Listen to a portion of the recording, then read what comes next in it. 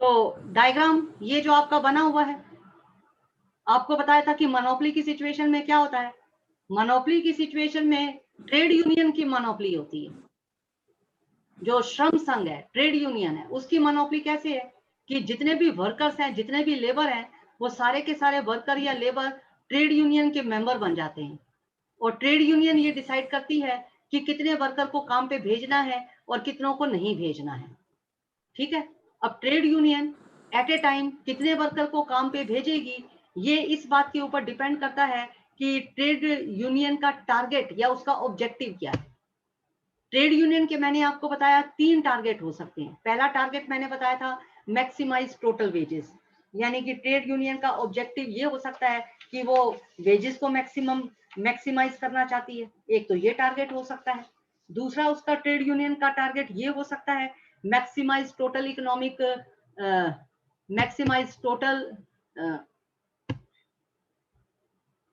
Maximise total economic rent, यानी कि अधिकतम कुल आर्थिक लगान। ये ट्रेड यूनियन का ऑब्जेक्टिव हो सकता है। तो ऐसी सिचुएशन में आपको मैंने ये बताया था कि डिफरेंट सिचुएशन में डिफरेंट नंबर ऑफ वर्कर्स काम पर जाते हैं और कितने वर्कर्स अनएम्प्लॉयड रह जाते हैं। मैंने आपको ये डायग्राम से समझाया था। ये डायग्राम आपको समझ में आ गया था? प्रैक्टिस की थी, करके देखा था आपने? हेलो हेलो, इस डायग्राम को बनाकर इसकी प्रैक्टिस करके देखी थी? Yes ma'am. क्योंकि अगर आप Yes, डायग्राम ma'am. को बनाओगे नहीं और उसकी उस समय प्रैक्टिस नहीं करोगे तो कंसेप्ट क्लियर नहीं होगा। एक बार डायग्राम देखो, समझ लिया, समझने के बाद किताब बंद कर दो और बंद करके उसके बाद आप बनाओ और देखो आपसे वो ठीक बन रहा है कि नहीं। और उसको आप देखो कि उसको अपनी लैंग्वेज में एक्सप्लेन कर पा रहे हो कि नहीं कर पा रहे। अगर आपको लगता है कि मैं ठीक है, आप एक्सप्लेन कर सकते हो, इसका मतलब समझ में आ गया। लेकिन अगर आप उसको एक्सप्लेन ही नहीं कर पा रहे तो इसका मतलब क्लैरिटी नहीं है। ठीक है। तो इस तरह से मैंने आपको बताया था कि ट्रेड यूनियन के 3 ऑब्जेक्टिव होते हैं। दूसरा ऑब्जेक्टिव मैंने आपको बताया कि अधिकतम कुल आर्थिक लगान, यानी कि ट्रेड यूनियन चाहती है कि इकोनॉमिक रेंट का मतलब है वेजेस ज्यादा वर्कर को मिले। तो जितना ज्यादा वर्कर को हम वेजेस देना चाहेंगे तो उतने वर्कर की मार्केट में डिमांड भी तो कम होगी, क्योंकि ज्यादा वेजेस के ऊपर तो मार्केट में वर्कर की डिमांड कम होती है। कम वेजेस होगी तो वर्कर की डिमांड ज्यादा होती है। ठीक है। अगर यूनियन चाहेगी कि वर्कर को वेजेस ज्यादा मिले, इकोनॉमिक रेंट का मतलब वेजेस से वेजेस ज्यादा मिले, तो वर्कर और ज्यादा अनएम्प्लॉयड रह जाएंगे। ठीक है। इसी तरह से तीसरा उसका ऑब्जेक्टिव हो सकता है मैक्सिमाइज एम्प्लॉयमेंट, यानी कि ट्रेड यूनियन चाहती है कि ज्यादा से ज्यादा लोगों को काम मिले। ये नहीं देखती कि भी वेजेस कितनी है। ट्रेड यूनियन का ऑब्जेक्टिव ये है कि ज्यादा से ज्यादा लोगों को काम मिले, चाहे वेज रेट कम हो जाए लेकिन ज्यादा से ज्यादा लोगों को काम मिले। तो ज्यादा से ज्यादा लोगों को काम कब मिलेगा? जब ये जो डिमांड लाइन है और ये जो सप्लाई लाइन है, डिमांड का सप्लाई का जहां ये कट करेंगे यहां पर, यानी कि इसका मतलब है मैक्सिमम नंबर ऑफ वर्कर्स हमारे पास कितने हैं? मैक्सिमम नंबर ऑफ वर्कर्स, ये देखो मैक्सिमम नंबर ऑफ वर्कर्स हमारे पास ये है, ON मैक्सिमम है। और ये सारे के सारे वर्कर काम पे लग जाएंगे, क्योंकि इस इसके ऊपर डिमांड और सप्लाई देखो दोनों बराबर है। ये डिमांड है, ये सप्लाई है। डिमांड सप्लाई कहाँ कट कर रहे हैं? यहाँ कट कर रहे हैं। नीचे नंबर ऑफ वर्कर कितने हैं? NON है, ये O और N है। सारे के सारे वर्कर काम पे लग जाएंगे, लेकिन वेज का रेट सबसे कम होगा। ये देखो वेज का रेट सबसे कम है, OW वेज का रेट है। उसके ऊपर OW1 भी है, OW2 भी। ठीक है। जब ट्रेड यूनियन का ऑब्जेक्टिव क्या है? जब ट्रेड यूनियन का ऑब्जेक्टिव है मैक्सिमाइज एम्प्लॉयमेंट, तीसरा ऑब्जेक्टिव, ये तो पहला ऊपर लिखा हुआ, तीसरा ऑब्जेक्टिव जो मैक्सिमाइज एम्प्लॉयमेंट है, ज्यादा लोगों को रोजगार देना है, तो सबसे कम वेजेस होगी OW, और सारे वर्कर काम पे लग जाएंगे। कोई भी वर्कर बेरोजगार नहीं रहेगा, अनएम्प्लॉयड नहीं रहेगा। ठीक है। तो ये मैंने आपको लास्ट लेक्चर में समझाया था। ठीक है। अब जो हमने आज पढ़ना है,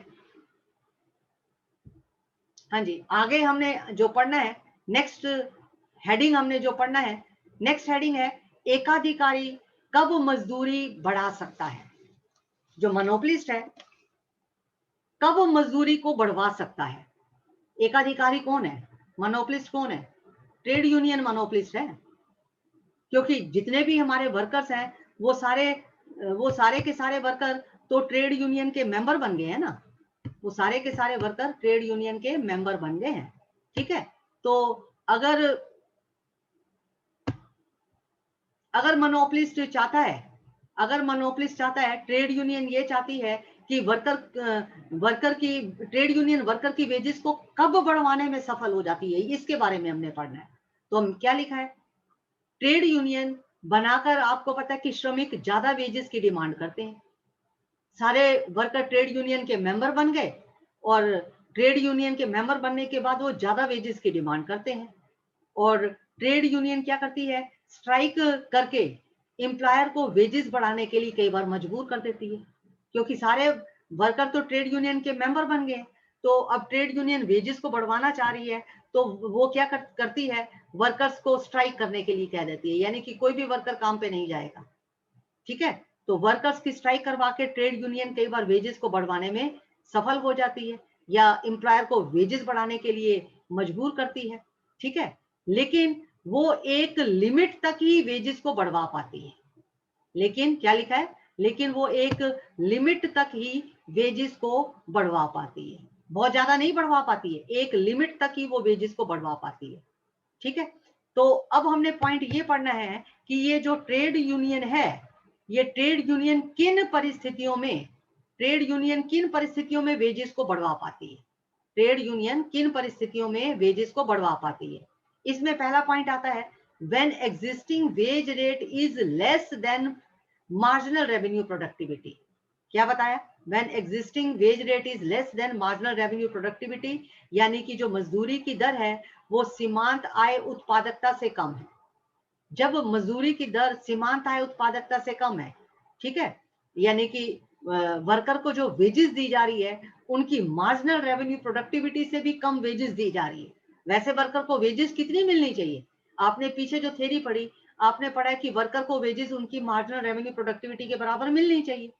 लेकिन अगर वर्कर को वेजेस उनकी मार्जिनल रेवेन्यू प्रोडक्टिविटी के बराबर नहीं दी जा रही, यानी wages is less than marginal revenue productivity, तो ऐसी सिचुएशन में ट्रेड यूनियन एम्प्लॉयर को कंपेल करती है कि वर्कर को उसकी मार्जिनल रेवेन्यू प्रोडक्टिविटी के बराबर वेजेस दी जाए। तो एम्प्लॉयर मजबूर हो जाता है वर्कर को उसकी मार्जिनल रेवेन्यू प्रोडक्टिविटी के बराबर वेजेस देने के लिए। ठीक है, तो आपको पता क्या चला कि जब वर्कर को मार्जिनल रेवेन्यू प्रोडक्टिविटी से भी कम वेजेस मिल रही है, तो ऐसी सिचुएशन में ट्रेड यूनियन जो है वो एम्प्लॉयर को वेजेस बढ़ाने के लिए कहती है कि वर्कर को उसकी मार्जिनल रेवेन्यू प्रोडक्टिविटी के बराबर वेजेस दी जाए, और एम्प्लॉयर को बढ़ाना पड़ता है क्योंकि वो ऑलरेडी मार्जिनल रेवेन्यू प्रोडक्टिविटी से कम वेजेस दे रही है। पहला पॉइंट ये आ गया। अब दूसरा पॉइंट है इंक्रीज इन प्रोडक्टिविटी, यानी कि उत्पादकता में वृद्धि। इंक्रीज इन प्रोडक्टिविटी या उत्पादकता में वृद्धि का क्या मतलब है, इंक्रीज इन प्रोडक्टिविटी का मतलब है कि जब वर्कर हम ज्यादा लगा देते हैं, वर्कर ज्यादा लगाने से अगर मार्जिनल रेवेन्यू प्रोडक्टिविटी भी बढ़ रही है, हमने वर्कर बढ़ा दिए, वर्कर बढ़ाने से वैसे तो marginal revenue productivity in general कम होती है, जैसे जैसे नंबर ऑफ वर्कर बढ़ाते जाते हैं in general marginal revenue productivity कम होती है। लेकिन कई बार ऐसा भी हो जाता है कि वर्कर बढ़ाने से उनकी मार्जिनल रेवेन्यू प्रोडक्टिविटी बढ़ती है। अगर ऐसी सिचुएशन है कि वर्कर को बढ़ाने से मार्जिनल रेवेन्यू प्रोडक्टिविटी बढ़ रही है, तो ऐसी सिचुएशन में जो ट्रेड यूनियन है वो एम्प्लॉयर को ज्यादा वेजेस देने के लिए कंपेल करती है, एम्प्लॉयर को क्या ज्यादा वेजेस देने के लिए कंपेल करती है। कैसे, अब ये देखो, ये डायग्राम से समझाया है, डायग्राम से मैंने आपको ये बताया है कि देखो एक्स एक्सिस पर लेबर है, वाई एक्सिस पर वेजेस है। ठीक है, और जब ये हमारी मार्जिनल रेवेन्यू प्रोडक्टिविटी लाइन है, ठीक है, मार्जिनल मान लेते हैं ओडब्ल्यू वेजेस है, ओडब्ल्यू वेजेस के ऊपर कितने वर्कर काम पे लगाए जा रहे हैं, ओएन वर्कर काम पे लगाए जा रहे हैं। ठीक है, समझ आ गई बात। मान लो वर्कर्स को बढ़ा दिया, पहले ओएन वर्कर काम कर रहे थे, वर्कर बढ़ा दिया, वर्कर बढ़ाने से क्या हुआ, वर्कर बढ़ाने से मार्जिनल रेवेन्यू प्रोडक्टिविटी बढ़ गई, यानी कि पहले मार्जिनल रेवेन्यू प्रोडक्टिविटी लाइन ये है, अब ये marginal revenue productivity line worker के बढ़ाने से ऊपर की तरफ शिफ्ट होगी, ऊपर की तरफ चलेगी। जब वर्कर के बढ़ाने से मार्जिनल रेवेन्यू प्रोडक्टिविटी बढ़ रही है तो ट्रेड यूनियन क्या करती है, एम्प्लॉयर को कंपेल करती है कि वो ज्यादा वेजेस दे। ज्यादा मार्जिनल रेवेन्यू प्रोडक्टिविटी तो वेजेस भी ज्यादा होनी चाहिए। पहले ओडब्ल्यू वेजेस थी, अब ट्रेड यूनियन एम्प्लॉयर को कहेगी आप वेजेस बढ़ाओ, ओडब्ल्यू से बढ़ाकर OW1 करो, क्योंकि वर्कर की मार्जिनल रेवेन्यू प्रोडक्टिविटी बढ़ गई। हाँ जी, मेरा ये पॉइंट समझ में आया? हेलो? Yes ma'am. इसको मैं बना के दिखाऊं डायग्राम, या समझ आ गया? सिंपल है ये डायग्राम, बना के दिखाऊं या इसी में समझ आ गया? हेलो? हेलो? यस वो मैम। डायग्राम बना के दिखाऊं? यस मैम, बना के दिखाओ। हाँ जी, देखो ये मैंने डायग्राम फिर बनाया कैसे, इसको मैं बना के बताती हूँ आपको।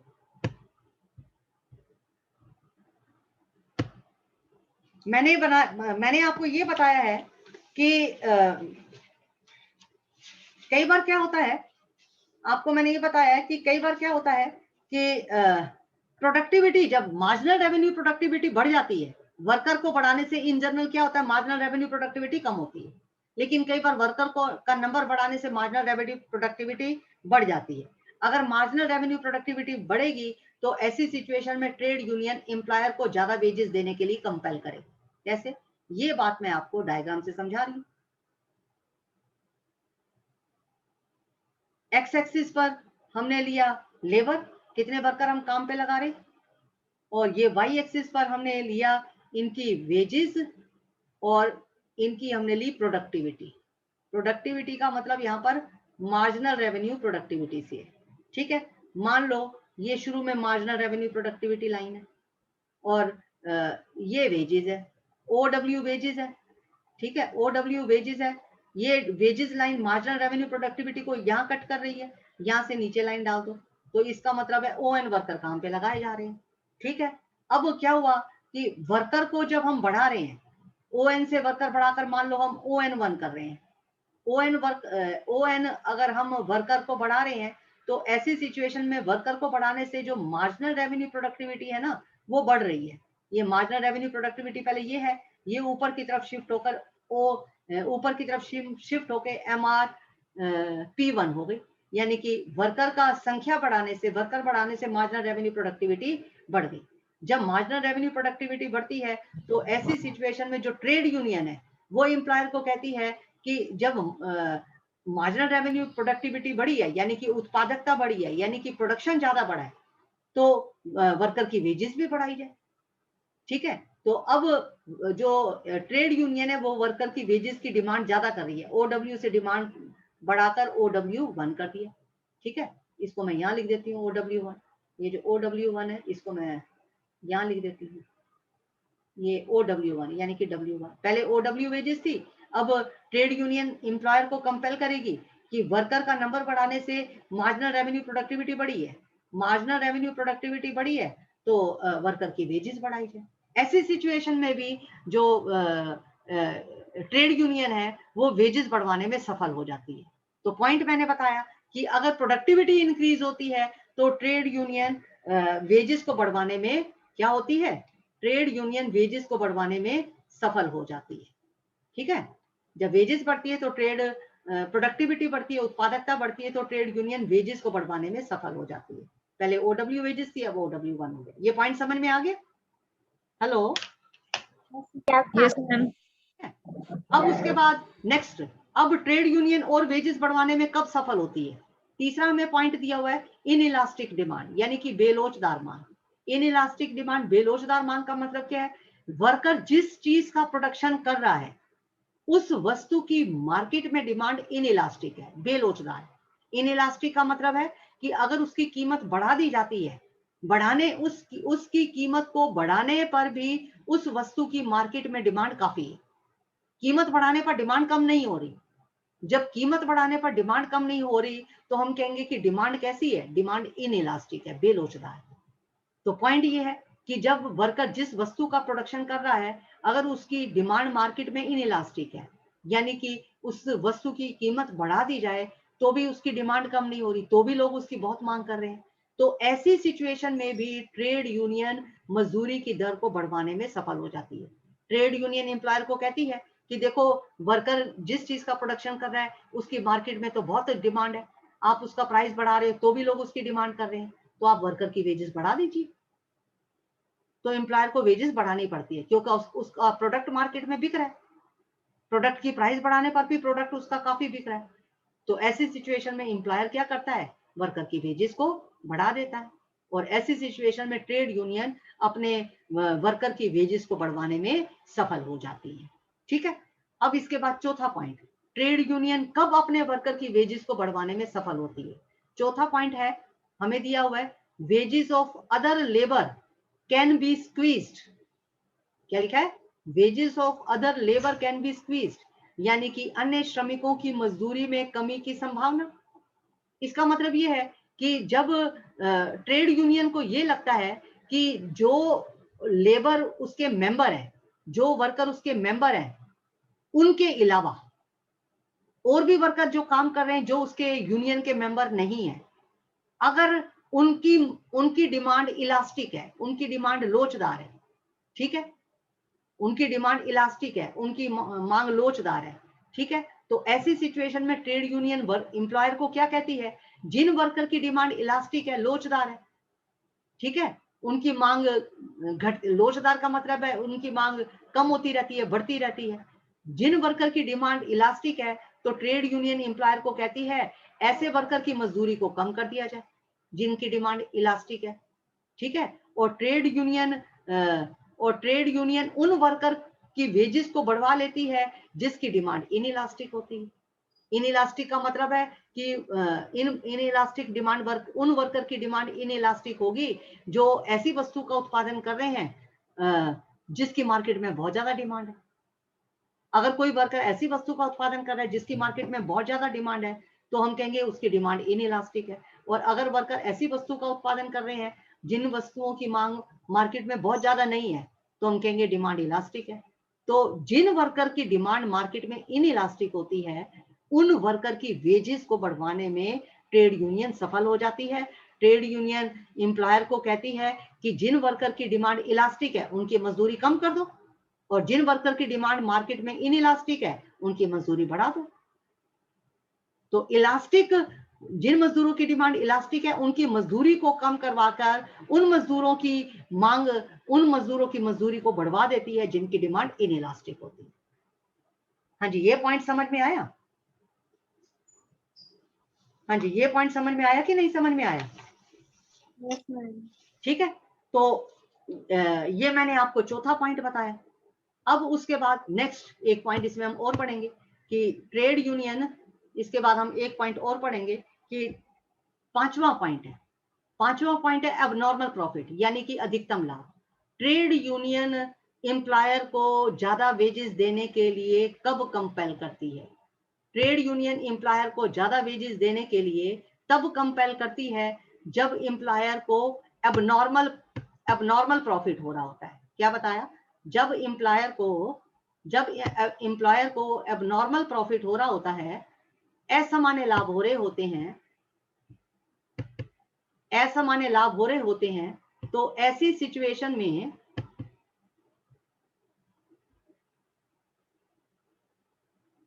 सिचुएशन में ट्रेड यूनियन एम्प्लॉयर को उस लाभ का एक हिस्सा बोनस के रूप में देने के लिए मजबूर करती है। मैंने क्या बताया? जब एम्प्लॉयर को एबनॉर्मल प्रॉफिट हो रहे हैं, असामान्य लाभ हो रहे हैं, तो ऐसी सिचुएशन में ट्रेड यूनियन एम्प्लॉयर को क्या कहती है कि भी आपको तो एबनॉर्मल प्रॉफिट हो रहे हैं या सुपर नॉर्मल प्रॉफिट हो रहे हैं, तो इस सुपर नॉर्मल प्रॉफिट का एक हिस्सा वर्कर को दे दिया जाए, उनको बोनस की फॉर्म में दे दिया जाए या उनको और कोई इंसेंटिव दे दिया जाए। वर्कर को भी तो फायदा होना चाहिए।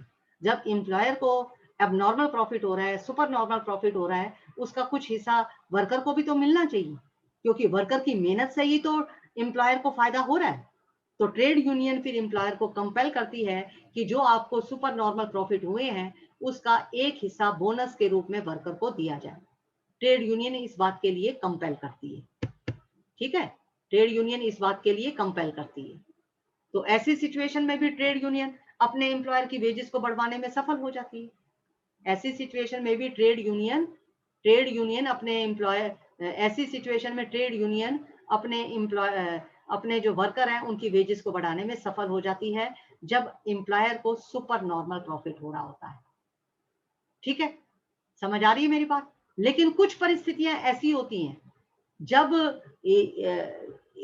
इन परिस्थितियों में तो जो मैंने 5 पॉइंट ऊपर बताए, इनमें तो ट्रेड यूनियन अपने वर्कर की वेजेस को बढ़ाने में सफल हो जाती है। लेकिन कुछ परिस्थितियां ऐसी होती हैं कि जब ये जो शर्तें 5 पॉइंट मैंने ऊपर बताए हैं, ये शर्तें पूरी नहीं हो रही हैं, इन 5 पॉइंट में से कोई भी पॉइंट नहीं है, तो ऐसी सिचुएशन में ट्रेड यूनियन फिर भी अगर वेजेस बढ़ा देती है, वेज रेट बढ़ा देती है, और उस रेट से कम रेट के ऊपर वर्कर को काम पर भेजती ही नहीं है, तो ऐसी सिचुएशन में समस्या क्या आती है? ऐसी सिचुएशन में समस्या ये आती है कि ये जो 5 मैंने पॉइंट बताए, इनमें से कोई भी शर्त लागू नहीं हो रही, लेकिन फिर भी ट्रेड यूनियन कहती है कि वर्कर को वेजेस ज्यादा दी जाए। ट्रेड यूनियन ने वेजेस का रेट बढ़ा दिया है, तो ऐसी सिचुएशन में क्या होगा कि जो हम वर्कर्स हैं वो अनएम्प्लॉयड हो जाएंगे। ऐसी सिचुएशन में वर्कर क्या हो जाएंगे? अनएम्प्लॉयड हो जाएंगे, क्योंकि मार्केट में वेज रेट ज्यादा है, यूनियन इससे कम रेट के ऊपर वर्कर को काम करने के लिए भेजती ही नहीं। जब मार्केट में वेज रेट ज्यादा होगा तो एम्प्लॉयर क्या करेगा? एम्प्लॉयर पहले से कम मजदूरों को काम पे लगाएगा। ठीक है, और जब पहले से कम मजदूरों को काम पर लगाया जाएगा तो उसका रिजल्ट क्या निकलेगा? काफी मजदूर बेरोजगार हो जाएंगे, अनएम्प्लॉयड हो जाएंगे। और वर्कर अनएम्प्लॉयड कैसे हो जाएंगे? इसको इस डायग्राम से समझाया गया है कि वर्कर अनएम्प्लॉयड कैसे हो जाएंगे। ये मैंने इसको यहाँ पर डायग्राम से समझाया। ठीक है, अब इस डायग्राम को मैं बना के बताती हूँ कि जब ट्रेड यूनियन वेजेस का रेट बढ़ा देती है तो वर्कर अनएम्प्लॉयड कैसे हो जाते हैं, इसको मैं आपको डायग्राम को बना के समझा रही हूँ। ठीक है, किस तरह से वर्कर अनएम्प्लॉयड हो जाते हैं इसको मैं यहाँ बनाकर आपको बता रही हूँ। ये एक्स एक्सिस पर हमने लिया लेबर, नंबर ऑफ लेबर, यानी कि कितने वर्कर काम कर रहे हैं, और वाई एक्सिस पर हमने लिया इनकी वेजेस, वाई एक्सिस पर हमने इनकी वेजेस लिए। ये वर्कर की डिमांड लाइन है। ठीक है, या दोबारा इसको मैं डाल दूं, थोड़ी सी लाइन टेढ़ी हो गई है। ये वर्कर की डिमांड लाइन है। ठीक है, और ये है सप्लाई लाइन, वर्कर की सप्लाई लाइन। डिमांड और सप्लाई आपस में कहाँ कट कर रहे हैं? यहाँ कट कर रहे हैं। ठीक है, यहाँ वेज रेट डिटरमिन हो गया, O W wage rate determine हो गया, ओ एन वर्कर काम पे लगाए जा रहे हैं ओ डब्ल्यू वेज रेट के ऊपर। अब ट्रेड यूनियन चाहती है कि उसके वर्कर को वेजेस ओ डब्ल्यू से भी ज्यादा मिले, वेज रेट बढ़ा देती है। ठीक है, और वर्कर को काम पे जाने ही नहीं देती। ठीक है, कम वर्कर को काम पे जाने दे रही है, क्योंकि ट्रेड यूनियन चाहती है कि वेजेस का रेट बढ़े। ठीक है, जब वर्कर को कम भेजेगी काम पर और वेज रेट बढ़ जाएगा, तो ये जो सप्लाई लाइन है ये कहाँ चली जाएगी? ऊपर की तरफ शिफ्ट हो जाएगी। Supply line S1 supply line होगी। ठीक है, जब आपको पता है डिमांड बढ़ती है तो डिमांड ऊपर की तरफ जाती है। ठीक है, और डिमांड कम होती है तो नीचे की तरफ आती है। लेकिन सप्लाई में जब सप्लाई बढ़ती है तो ये नीचे की तरफ जाती है, सप्लाई कम होती है तो ऊपर की तरफ जाती है। सप्लाई लाइन ऊपर चली गई तो इसका मतलब वर्कर की सप्लाई कम होगी। ठीक है, डिमांड, अब क्या हुआ जब वर्कर की सप्लाई कम होगी तो ये नई सप्लाई लाइन इस डिमांड लाइन को कहाँ कट कर रही है? यहाँ कट कर रही है। ठीक है, ये पहला ई पॉइंट था, अब ये नया इक्विलिब्रियम का पॉइंट E1 आ गया। अब कितने वर्कर काम पे लगाए जा रहे हैं? क्योंकि वर्कर की सप्लाई कम हो गई। ठीक है, क्योंकि वर्कर ज्यादा वेजेस की डिमांड कर रहे हैं, ज्यादा वेजेस की डिमांड कर रहे हैं, तो ये डिमांड लाइन नई सप्लाई लाइन को यहाँ कट कर रही है, और वेजेस कितनी हो गई? OW1 हो गई। ज्यादा वेजेस के ऊपर तो कम वर्कर काम करेंगे। ज्यादा वेजेस की जब डिमांड की जा रही है तो पहले तो शुरू में ON वर्कर काम कर रहे थे, अब वर्कर कितने काम करेंगे? ज्यादा वेजेस पर ON1 वर्कर काम कर रहे हैं, यानी कि इतने वर्कर कम काम कर रहे हैं। वेजेस बढ़ने पर पहले से कम वर्कर काम कर रहे हैं।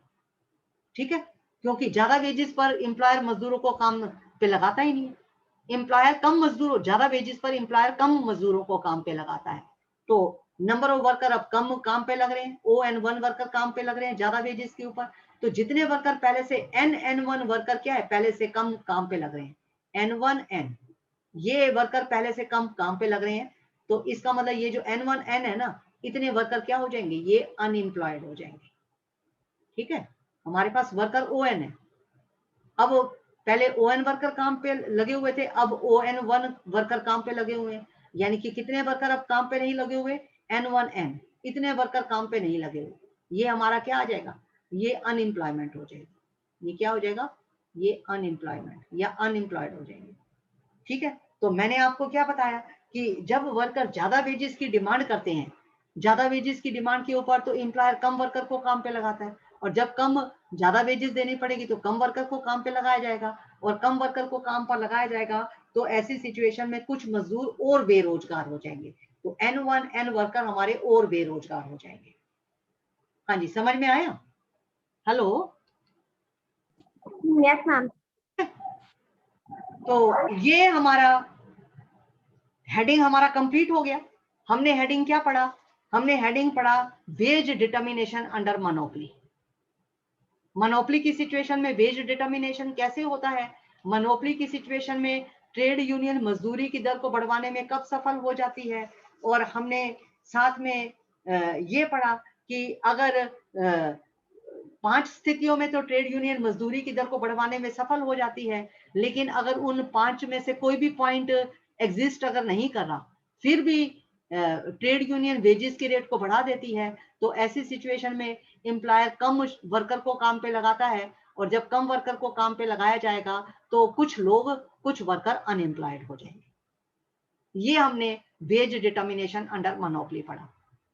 एग्जाम में क्वेश्चन आ जाता है 2 पार्ट में, मोनोपोली की सिचुएशन में वेज रेट का कैसे डिटर्मिनेशन होता है, परफेक्ट कंपटीशन की सिचुएशन में वेज रेट का डिटर्मिनेशन कैसे होता है। ये ए बी पार्ट करके पूछ लिया जाता है।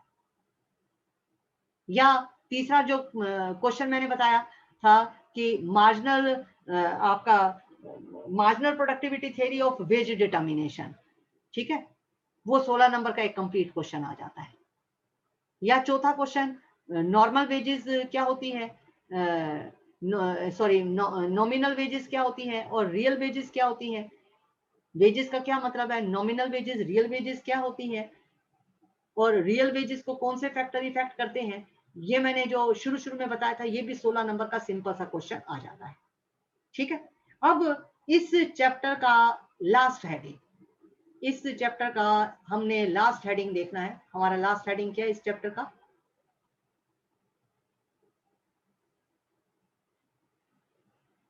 इस चैप्टर का लास्ट हेडिंग हमारा बचा है exploitation of labour. Last heading ये हमारा बचा है एक्सप्लॉयटेशन ऑफ लेबर, यानी कि श्रम शोषण। इसका मतलब है श्रम शोषण, एक्सप्लॉयटेशन ऑफ लेबर। तो श्रमिकों का शोषण कैसे होता है, जब वर्कर को उनकी मार्जिनल रेवेन्यू प्रोडक्टिविटी से कम वेजेस दी जाती है तो हम कहेंगे कि श्रमिकों की एक्सप्लॉयटेशन हो रही है। क्या बताया, जब वर्कर्स को उनकी मार्जिनल रेवेन्यू प्रोडक्टिविटी से कम वेजेस दी जाती है तो हम कहते हैं कि वर्कर का एक्सप्लॉयटेशन हो रहा है।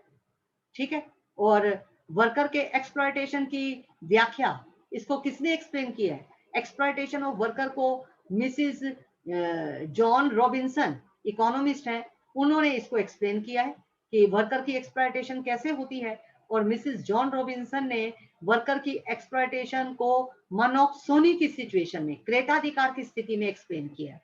ये पॉइंट मैंने आपको फैक्टर प्राइसिंग में भी बताया था।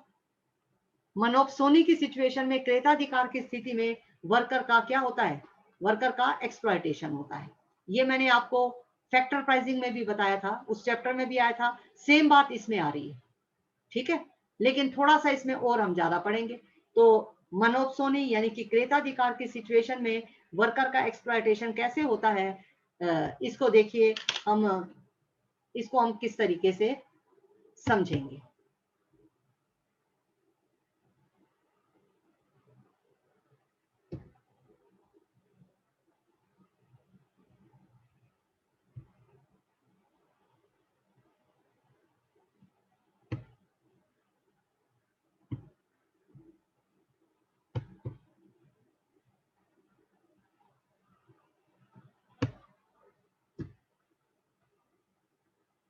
तो मैंने आपको क्या बताया, मिसेस जॉन रॉबिन्सन ने बताया कि वर्कर का एक्सप्लॉयटेशन होता है, और उसने मिसेस जॉन रॉबिन्सन ने वर्कर के एक्सप्लॉयटेशन को मनोपसोनी क्रेताधिकार की स्थिति में एक्सप्लेन किया। मनोपसोनी या क्रेताधिकार की स्थिति क्या होती है? मनोपसोनी या क्रेताधिकार की स्थिति क्या होती है, इसको हमने समझना है। हाँ जी, मनोपसोनी क्या होता है? क्रेताधिकार में क्या होता है? श्रमिकों की मांग करने वाला केवल एक ही बाजार में क्रेता होता है, यानी कि वर्कर की डिमांड करने वाला मार्केट में केवल एक ही बायर है या एक ही कंपनी है जो वर्कर की मार्केट में डिमांड करती है। अगर ऐसी सिचुएशन है तो उस सिचुएशन को हम मनोपसोनी यानी कि क्रेताधिकार कहते हैं। जब एक ही कंपनी वर्कर की डिमांड करने वाली है और कोई कंपनी है ही नहीं जो वर्कर की मार्केट में डिमांड कर रही है, ठीक है, तो ऐसी सिचुएशन में अगर वो कंपनी या वो क्रेता बायर अधिक श्रमिकों की मांग करेगा तो वेजेस बढ़ जाएगी। अगर वो ज्यादा वर्कर की डिमांड करेगा तो वेजेस बढ़ जाएगी। और अगर वो कम वर्कर की डिमांड करेगा, अगर वो क्रेता कम वर्कर की डिमांड करेगा तो वेजेस कम हो जाएगी। ज्यादा वर्कर की डिमांड करेगा तो वेजेस बढ़ जाएगी, और कम वर्कर की डिमांड करेगा तो वेजेस कम हो जाएगी। ठीक है, समझ आई मेरी बात की नहीं? मनोपसोनी में केवल एक ही क्रेता होता है, एक ही बायर होता है, एक ही कंपनी होती है जो वर्कर की डिमांड करती है। ज्यादा वर्कर की डिमांड करेगी तो वेजेस बढ़ जाएगी, और कम वर्कर की डिमांड करेगी तो वेजेस कम होगी। तो मनोपसोनी की दो सिचुएशन हो सकती है। इन दो सिचुएशन के बारे में हमने पढ़ना है। पहली सिचुएशन क्या है? मनोपसोनी इन फैक्टर मार्केट और and perfect competition in product market. इसका क्या मतलब है? मनोपसोनी इन फैक्टर मार्केट यानी कि फैक्टर मार्केट का मतलब है साधन बाजार। साधन बाजार में तो क्रेताधिकार है, साधन बाजार में क्रेताधिकार है, लेकिन प्रोडक्ट मार्केट यानी कि वस्तु बाजार में परफेक्ट कंपटीशन, पूर्ण प्रतियोगिता है। क्या बताया? फैक्टर मार्केट क्या होता है? साधन बाजार। साधन बाजार या फैक्टर मार्केट वो मार्केट होती है जहां पर उत्पादन के साधन खरीदे जाते हैं और बेचे जाते हैं। उत्पादन के साधन कौन से हैं? फैक्टर्स ऑफ प्रोडक्शन कौन से हैं? Land, labour, capital. जहां पर ये फैक्टर्स ऑफ प्रोडक्शन को खरीदा बेचा जाता है वो फैक्टर मार्केट हो गई। प्रोडक्ट मार्केट क्या हो गई? वस्तु बाजार हिंदी में बोलते हैं। प्रोडक्ट मार्केट या वस्तु बाजार वो बाजार होता है जहां पर वस्तुएं खरीदी बेची जाती हैं। जहां पर मार्केट में प्रोडक्ट खरीदा बेचा जाता है वो प्रोडक्ट मार्केट है। जहां पर हमें फैक्टर्स ऑफ प्रोडक्शन अवेलेबल होते हैं वो फैक्टर मार्केट होती है।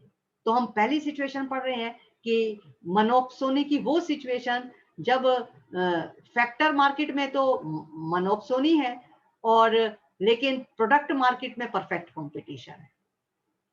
ठीक है, तो ऐसी सिचुएशन में वर्कर का एक्सप्लॉयटेशन कैसे होता है ये हमने इस डायग्राम से समझा है। ठीक है, तो इस डायग्राम को मैं बना के बता रही हूँ। ये डायग्राम कैसे बनेगा इसको मैं बना के बता रही हूँ।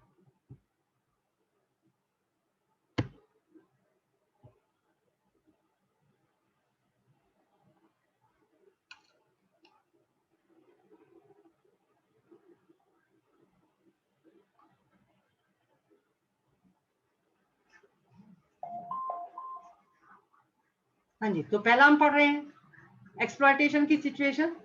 फैक्टर मार्केट में मनोपसोनी, क्रेताधिकार, लेकिन प्रोडक्ट मार्केट में परफेक्ट कंपटीशन है। तो ऐसी सिचुएशन में डायग्राम कैसे बनेगा? ठीक है, तो पहली सिचुएशन मैंने आपको क्या बताई है?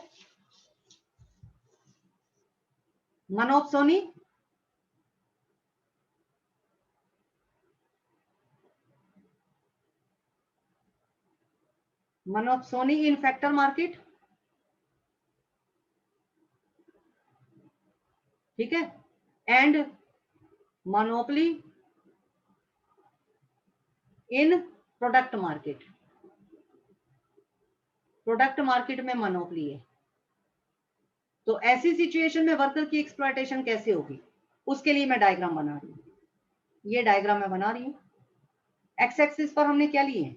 एक्स एक्सिस पर हमने लिया लेबर, और ये वाई एक्सिस पर हमने लिया है वेजेस, और उसके अलावा मार्जिनल रेवेन्यू प्रोडक्टिविटी। ठीक है, marginal revenue productivity and value of marginal productivity, दोनों चीजें। तो इस सिचुएशन में वर्कर की एक्सप्लॉयटेशन कैसे होती है। ये हमने क्या डाला, पहले मार्जिनल रेवेन्यू प्रोडक्टिविटी लाइन डाली, ठीक है। फिर हमने यहाँ पर लाइन डाली, ये मार्जिनल वेजेस है। फिर हमने लाइन डाली, ये लाइन डाली हमने एवरेज वेजेस। ये जो मार्जिनल रेवेन्यू प्रोडक्टिविटी है, इसी मार्जिनल रेवेन्यू प्रोडक्टिविटी को वैल्यू ऑफ मार्जिनल प्रोडक्टिविटी कहते हैं। अगर आपकी नहीं, ये आपका है, नहीं, ये आपका है मोनोप्सोनी इन फैक्टर मार्केट, और दूसरा है मोनोपली। नहीं, मोनोपली की जगह ये है आपका परफेक्ट कंपटीशन। पहला पॉइंट तो ये हम बता रहे हैं, perfect competition and perfect competition.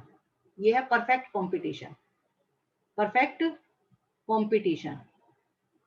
पहला पॉइंट है perfect competition in product market. पहला पॉइंट है monopsony in factor market and perfect competition in product market, ठीक है।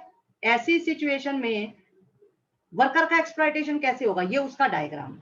तो मेरा कहने का मतलब ये है कि जब प्रोडक्ट मार्केट में परफेक्ट कंपटीशन होता है तो ऐसी सिचुएशन में मार्जिनल रेवेन्यू प्रोडक्टिविटी और वीएमपी का मतलब है वैल्यू ऑफ मार्जिनल प्रोडक्टिविटी, दोनों लाइन सेम होती है। यानी कि मार्जिनल रेवेन्यू प्रोडक्टिविटी और वैल्यू ऑफ मार्जिनल प्रोडक्टिविटी में कोई अंतर नहीं होता जब प्रोडक्ट मार्केट में परफेक्ट कंपटीशन होता है, ठीक है। दोनों सेम है, और ये मार्जिनल वेजेस है, ये एवरेज वेजेस है, ठीक है। वर्कर को वेजेस कितनी मिलनी चाहिए, वर्कर को जो वेजेस कितनी मिलनी चाहिए, जहां पर मार्जिनल रेवेन्यू प्रोडक्टिविटी जहां पर marginal revenue productivity marginal wages को कट करता है, वर्कर की उतनी वेजेस होनी चाहिए।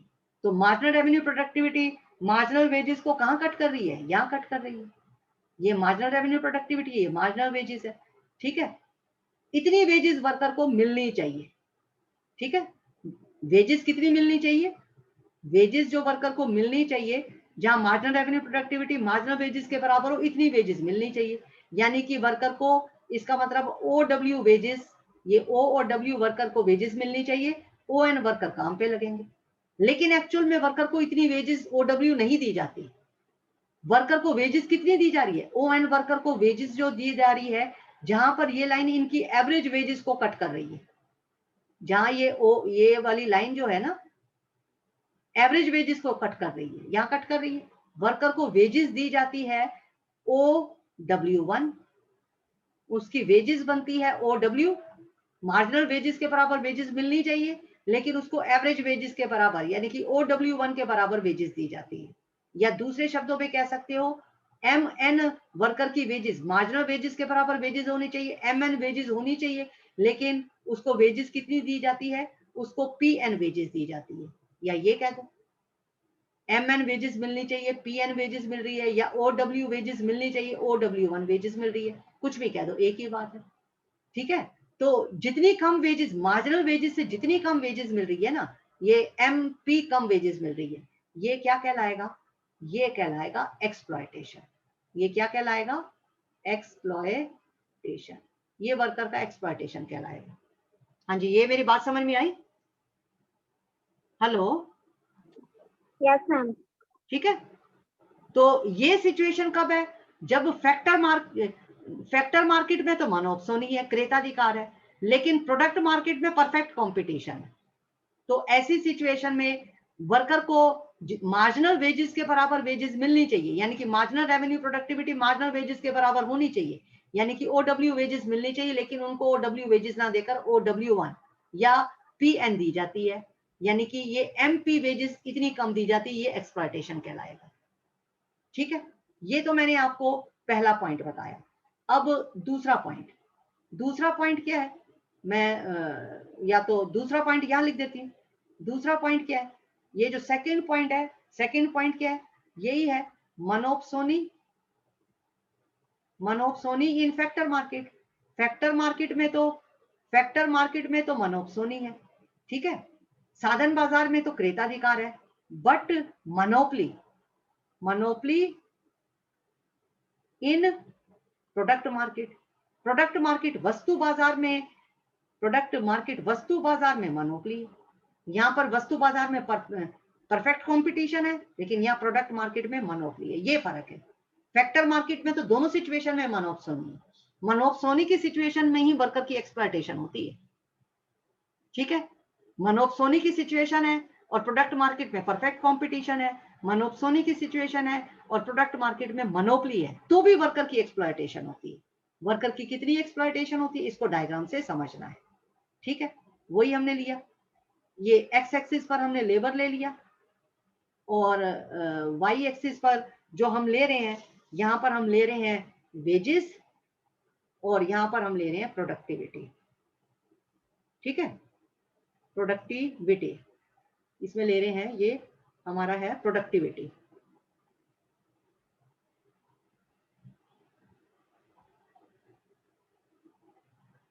ठीक है। डायग्राम काफी रिजेंबल करता है, थोड़ा सा फर्क है।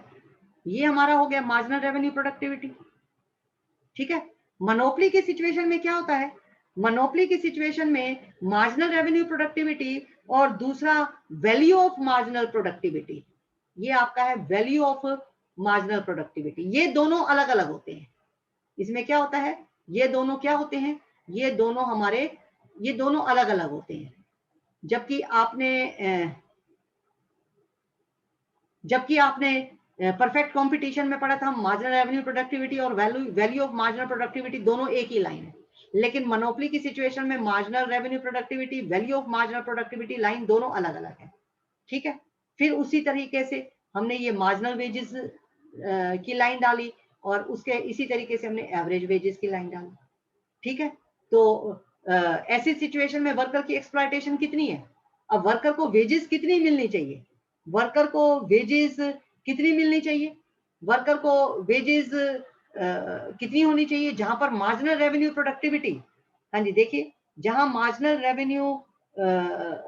Marginal revenue productivity line marginal wages को कट करती है, marginal revenue productivity line marginal wages को जहां कट करती है। आपका टाइम हो गया, क्लास का टाइम ज्यादा हो गया, तो ये मैं डायग्राम आपको कल समझाती हूँ, ठीक है। टाइम थोड़ा ज्यादा हो गया। इसी के साथ आपका एक चैप्टर बचा, आपका एक तो मैंने आपको फैक्टर प्राइसिंग में मॉडर्न थ्योरी नहीं बताई, ठीक है। वो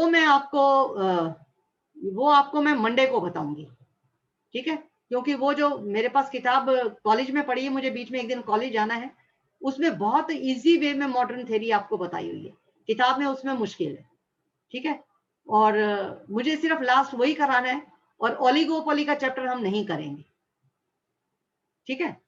10 में से अगर 9 चैप्टर आप कर लेते हो आपके लिए सफिशिएंट है, 9 चैप्टर भी बहुत अच्छे से याद कर लो, सफिशिएंट है। सिर्फ मुझे modern theory of factor pricing करवाना है। फैक्टर प्राइसिंग पिछले चैप्टर में हमने छोड़ा था और बाकी हमने सारे चैप्टर कर लिए, ओलिगोपोली 5वां चैप्टर छोड़कर वो हम नहीं करेंगे, ठीक है। टोटल 10 चैप्टर हैं, 10 में से हमारे 9 चैप्टर हो जाएंगे, ठीक है। तो कल मैं एक तो ये डायग्राम समझाऊंगी और इसी के साथ कल हम रिवीजन करेंगे। रिवीजन में हम क्या करेंगे, रिवीजन में मैंने पहले 2 चैप्टर का टेस्ट ले लिया। मोनोपोली के चैप्टर में आपने पढ़ना है, मोनोपोली के चैप्टर में आप कुछ पढ़ोगे, मुझे अपनी प्रॉब्लम बताओगे और उसके साथ कोई भी आपकी प्रॉब्लम आ रही है, डायग्राम में प्रॉब्लम आ रही है, कुछ समझने में प्रॉब्लम आ रही है, उसको हम समझेंगे, ठीक है। तो मोनोपोली की सिचुएशन में आपने क्वेश्चन जो रिवाइज करना है, मैं सिर्फ आपको यहाँ पर भी रिवाइज ही करवाऊंगी।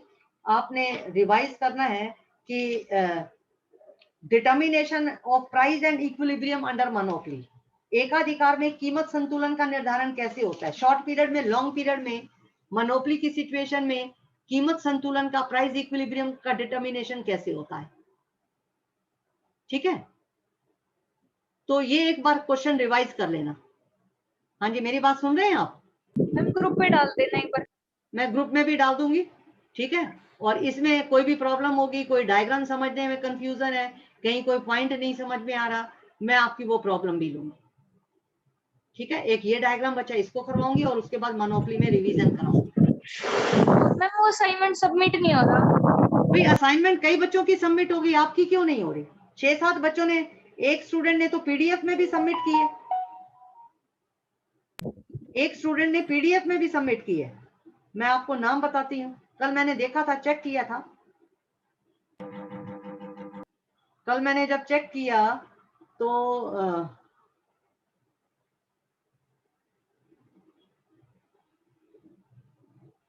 शायद शिवानी है।